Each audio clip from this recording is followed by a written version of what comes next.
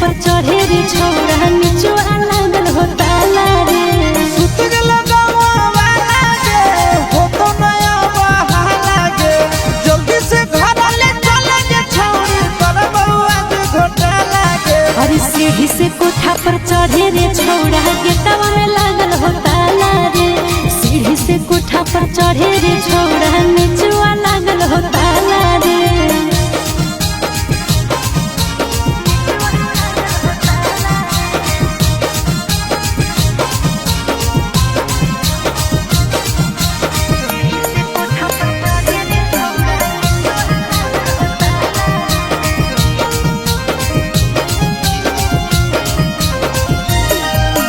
सुतल हो मैया के जागल हो छौड़ी चुमा लियल मन पागल हो छौड़ी।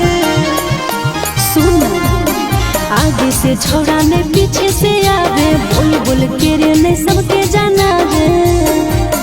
दिल में हो तोरे काला गे ऐसा ना हमरा बुझाला गे बिना ले ले आज जइबो न छौड़ी जीजवा सैया वाला गे। अरे सीढ़ी से कोठा पर चढ़े रे छौड़ा गेटवा में लागल हो ताला रे।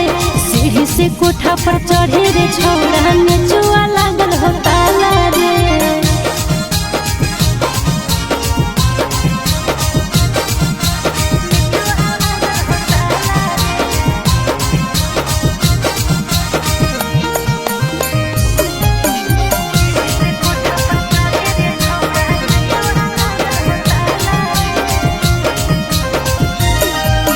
कैसे के ऊपर आयो दू ताला पर देख ले तो कोई कह दे तो हल्ला कर। किस लिए के होता रिक्स ले ले छौड़ा ले ले ही नथिया जे गिफ्ट दे ले छौड़ा।